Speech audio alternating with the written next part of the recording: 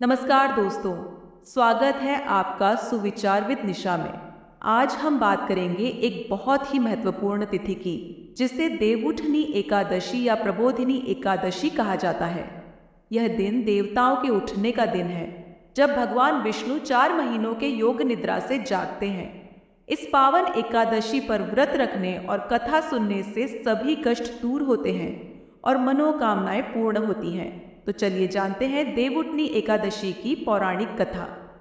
देवउठनी एकादशी का महत्व हमारे धार्मिक ग्रंथों में विस्तार से बताया गया है।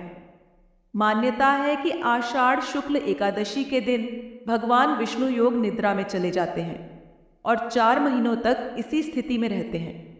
इसे चातुर्मास का समय कहा जाता है। इन 4 महीनों के दौरान किसी भी शुभ कार्य की मनाही होती है। कार्तिक शुक्ल एकादशी को भगवान विष्णु जागते हैं और इसी दिन से सभी मांगलिक कार्यों की शुरुआत होती है। इस एकादशी को देवउठनी एकादशी के नाम से जाना जाता है। अब बात करते हैं देवउठनी एकादशी की पौराणिक कथा की। प्राचीन काल में एक राजा था जिसका नाम रुक्मांगद था। राजा अत्यंत धर्मपरायण और भगवान विष्णु का परम भक्त था। वह हमेशा विष्णु भगवान की पूजा और एकादशी का व्रत करता था। एक दिन भगवान विष्णु ने उसकी भक्ति की परीक्षा लेने का निश्चय किया और खुद साधु का वेश धारण कर उसके राज्य में आए। उन्होंने राजा से कुछ ऐसा करने की मांग की जो उनके धर्म के विरुद्ध था, लेकिन राजा ने अपने धर्म और भगवान के प्रति अपनी भक्ति को सर्वोच्च माना और भगवान की परीक्षा में सफल हुए। भगवान विष्णु ने प्रसन्न होकर राजा को आशीर्वाद दिया। अब जानते हैं देवउठनी एकादशी के व्रत और पूजन की विधि। इस दिन व्रत रखने वाले भक्त प्रातः काल स्नान करके भगवान विष्णु की पूजा करते हैं। विष्णु जी को पंचामृत, फल और फूल अर्पित किए जाते हैं। भगवान का अभिषेक कर उन्हें तुलसी का पत्ता अर्पित करना अत्यंत शुभ माना जाता है।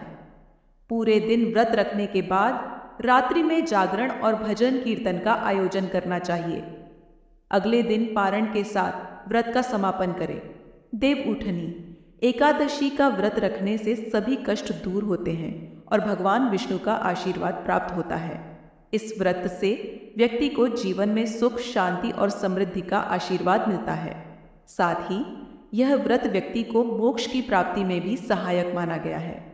इसलिए इस एकादशी पर व्रत करने और भगवान विष्णु की भक्ति करने से जीवन में सकारात्मक बदलाव आते हैं।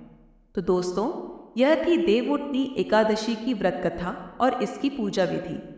अगर आपको यह जानकारी अच्छी लगी हो तो हमारे चैनल सुविचार विद निशा को सब्सक्राइब करें और इस वीडियो को लाइक और शेयर करना न भूलें। आप सभी को देवउठनी एकादशी की ढेर सारी शुभकामनाएं। भगवान विष्णु आपकी सभी मनोकामनाएं पूर्ण करें। धन्यवाद।